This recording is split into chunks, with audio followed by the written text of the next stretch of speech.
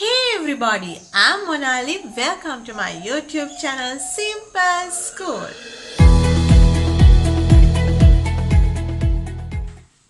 අද දෙසැම්බර් 30 වෙනිදා.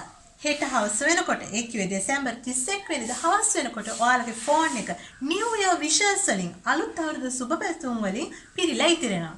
ඉතින් වෙනදා වගේ කවුරු හරි කෙනෙක් ඔයාට එවපු අලුත් අවුරුදු සුබ පැතුම කොපි කරලා යාළුවන්ට ෆෝවර්ඩ් කරනවද? එහෙම නැත්නම් මේ 2021 අලුත් අවුරුද්දේ ඔයාලගේම අලුත් අවුරුදු සුබ පැතුම ඉංග්‍රීසියෙන් යවනවද? අපි මේ වීඩියෝ එකෙන් බලමු. මේ වීඩියෝ එකෙන් මම ඔයාලට ඉතාම වැදගත් කරුණු තුනක් කියලා දෙනවා. 1. මම මුලින්ම ඔයාලට කියලා දෙනවා ඉංග්‍රීසියෙන් අලුත් අවුරුද්දට සුබ පතන්නේ කොහොමද කියලා. දෙවැනියට මම කියලා දෙන්න යන්නේ කවුරු හරි ඔයාට ඉංග්‍රීසියෙන් සුබ පැතුවාම same to you කියලා. ඒක කිව්වේ එසේම වේවා කියලා වෙනදා වගේ කියන්නේ නැතුව අලුත් විදියකට කොහොමද ඔයා ඉංග්‍රීසියෙන් පිළිතුරු දෙන්නේ කියලා මම දෙවැනියට කියලා දෙනවා. තුන්වෙනි කරුණ තමයි New Year එක අලුත් අවුරුද්ද හා සම්බන්ධ ඉංග්‍රීසි වචන ඒ වගේම අලුත් අවුරුද්ද සම්බන්ධයෙන් අපි කොහොමද ඉංග්‍රීසියෙන් කතා කරන්නේ කියලා මම මේ වීඩියෝ එකෙන් කියලා දෙනවා. So, let's get started. අපි මුලින්ම අලුත් අවුරුද්දට wish කරන්නේ කොහොමද කියලා බලමු. Wishing you a wonderful year ahead. Wishing you කියන්නේ ප්‍රාර්ථනා කරනවා ඔයාට wonderful අපූර්වතම new year අලුත් අවුරුද්දක් ahead කියලා කියන්නේ ඉදිරියට කියන එක. Wishing you a wonderful new year ahead. Wishing you a wonderful new year ahead. I'm sure you will have a fabulous year ahead. I'm sure you will have a fabulous year ahead. Ahead කියලා කියන්නේ ඉදිරියට ඉස්සරහට කියන එක. ඒක ඔයගොල්ලෝ ඉගෙන ගත්තා.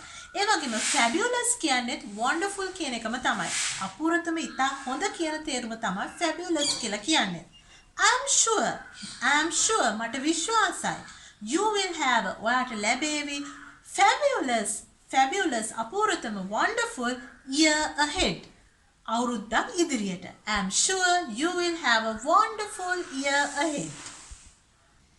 I wish this freshness and smile become brighter this year.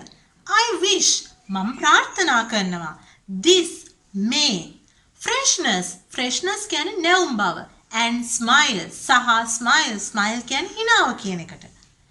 I wish this freshness and smile become brighter this year. මේ අවුරුද්දේ එක තව වැඩි වෙන්න කියලා මම ප්‍රාර්ථනා කරනවා. ඔයාගේ හිනාව, ඒ වගේම නැවුම් බව මේ අවුරුද්දේ තවත් වැඩි වෙන්න කියලා ප්‍රාර්ථනා කරනවා. I wish this freshness and smile become brighter this year.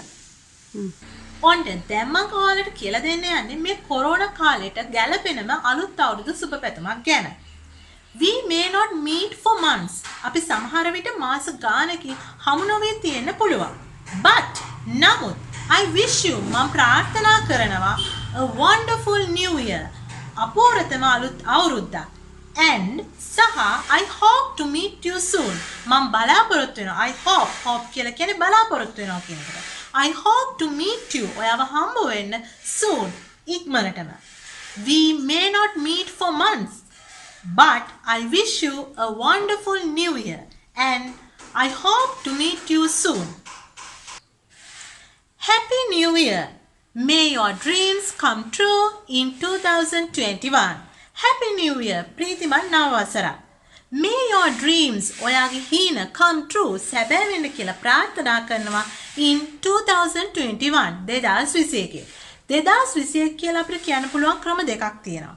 එකක් තමයි අපිට කියන්න පුළුවන් 2021 2021 කියලා. නැත්නම් කෙටියෙන් ලේසියට අපිට කියන්න පුළුවන් 2021 කියලා. Happy New Year. May your dreams come true in 2021. Happy New Year.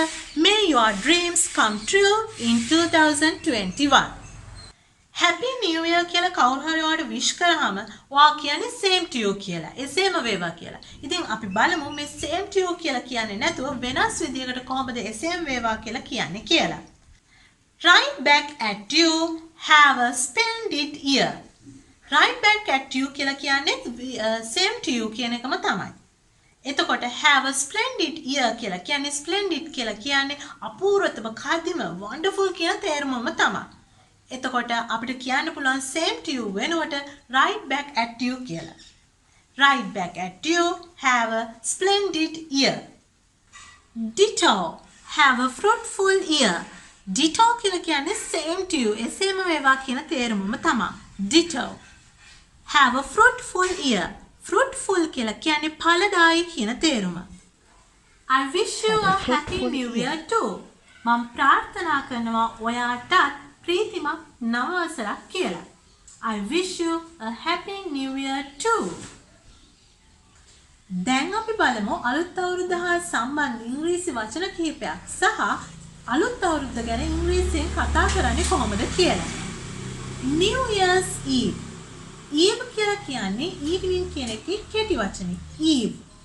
New Year's Eve කියන්නේ අලුත් අවුරුද්දට කලින්.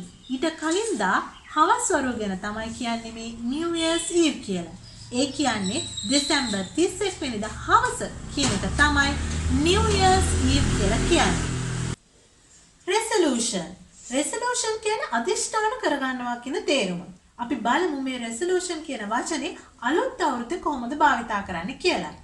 I made a New Year's resolution to lose 10 kilos. I made a New Year resolution. මම අදිෂ්ඨාන කරගත්ත අලුත් අවුරුද්දේ to lose 10 kilos. කිලෝ 10ක් අඩු කරගන්න.